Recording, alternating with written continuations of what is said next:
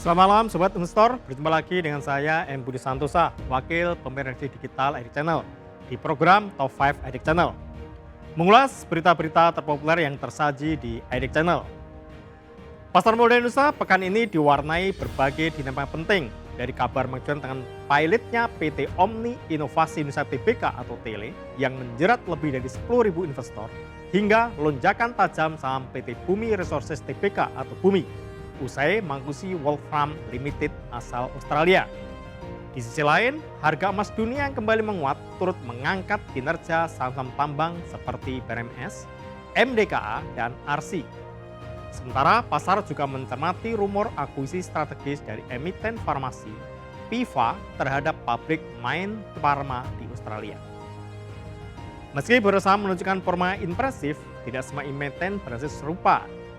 PT Cakrabuna Resources Energi Tbk atau CBRE justru mengalami tekanan jual selama 3 hari berturut-turut menjelang aksi red issue jumbo. Kondisi ini menunjukkan bahwa pasar masih selektif dalam merespon aksi korporasi dan rumor akuisisi. Secara keseluruhan, dinamika pekan ini mencerminkan kombinasi antara peluang ekspansi global, risiko keuangan tinggi, dan ekspektasi investor terhadap stabilitas ekonomi serta arah kebijakan moneter global. Kami sudah merangkum berita-berita terpopuler tersebut untuk Anda Sobat Investor. Berikut Top 5 Edit Channel hari ini. Berita pertama, Omni Inovasi atau TELE pilot 10.000 investor terjebak termasuk Hayanto. PT Omni Inovasi Indonesia Tbk atau TELE resmi dinyatakan pilot oleh Pengadilan Niaga Jakarta Pusat, menyebabkan 10.733 investor termasuk investor senior Hayanto terjebak dalam saham yang kini disuspensi tanpa batas waktu. Bursa Efek Indonesia atau BI menegaskan bahwa penghentian perdagangan dilakukan untuk menjaga ketertiban pasar setelah menerima putusan pilot dari PT Bank Mega Tbk sebagai wali amanat obligasi TELE. Kinerja keuangan TELE memang tertekan tajam.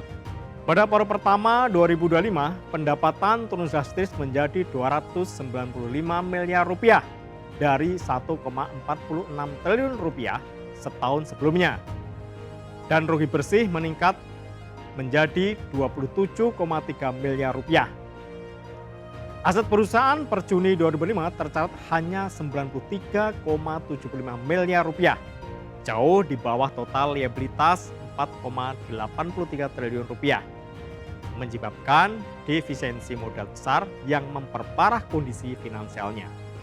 TELE sebelumnya dikenal sebagai Tipon Mobile Indonesia, distributor besar perangkat dan kartu prabayar dari operator seperti Telkomsel dan XL.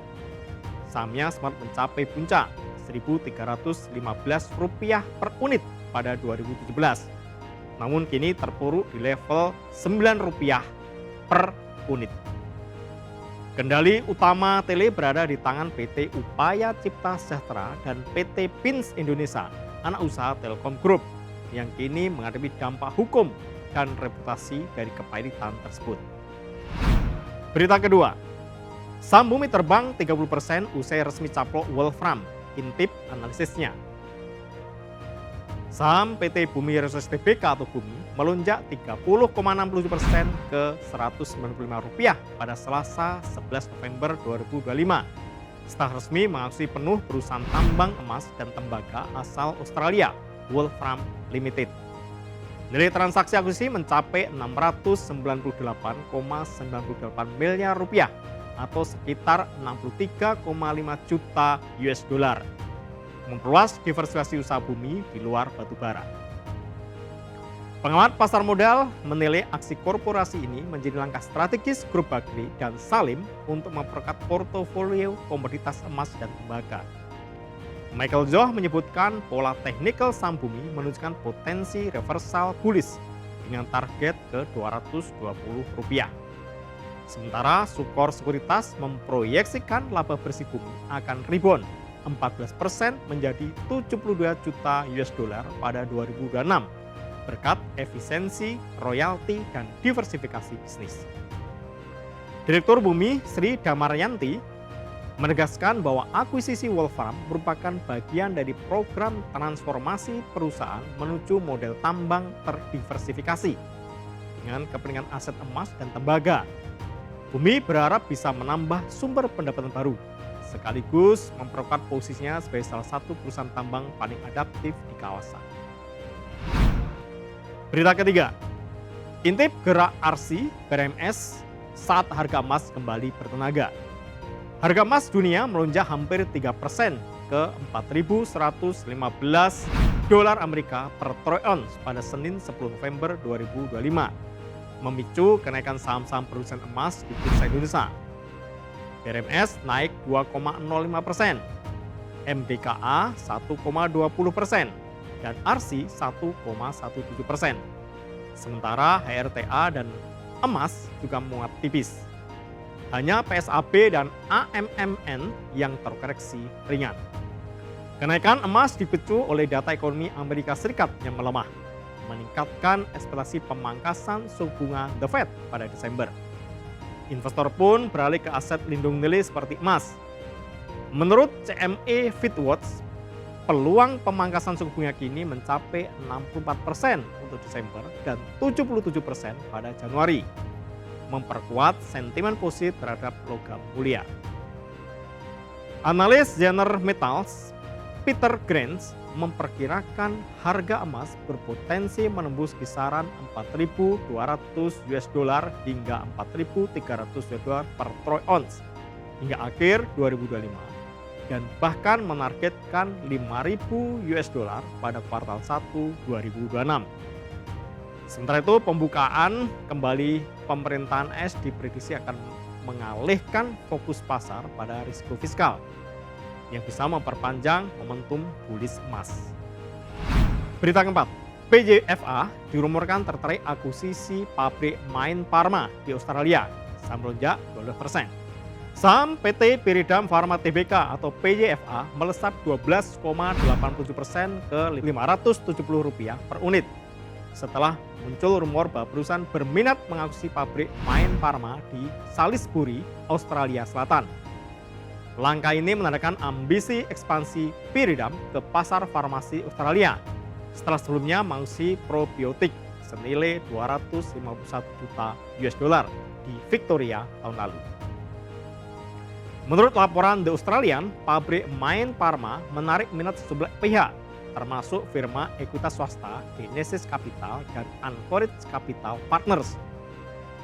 Nilai lahan di fasilitas tersebut disebut mencapai sekitar separuh dari total valuasi aset, menjadikannya target strategis bagi investor yang ingin memperluas basis manufaktur di Australia. Rumor akuisisi muncul di tengah ketidakpastian akuisisi Mayne oleh Cosette asal Amerika Serikat yang sempat diperintahkan melanjutkan pembelian 672 juta US dollar, namun kini berencana banding.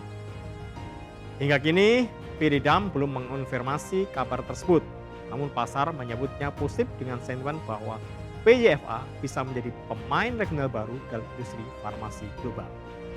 Berita kelima, saham CBRE turun 3 hari di tengah rencana red issue. Analis soroti hal ini. Saham PT Cakra Buana Resources Energi Tbk atau CBRE terkoreksi 3 hari beruntun. Ditutup turun 3,28% ke Rp1.180 per saham pada Selasa 11 November 2025. Meski sepanjang tahun masih melonjak 6.110%. Penurunan terjadi menjelang pelaksanaan red issue besar-besaran hingga 48 miliar saham untuk memperketat struktur permodalan. Analis Mirai Asset dan Michael Yo menilai pergerakan harga CBRE masih dalam fase konsolidasi dengan pola symmetrical triangle. Mereka merekomendasikan investor menunggu konfirmasi teknikal sebelum mengambil posisi, sambil mewaspadai area support penting di level Rp1.110 per saham.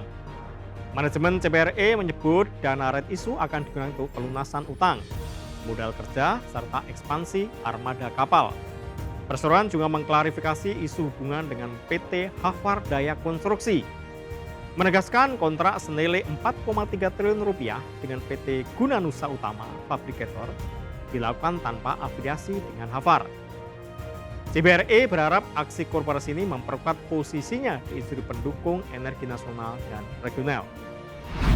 Demikian Top 5 Edek Channel edisi kali ini. Saya M. Budi Santosa pamit undur diri.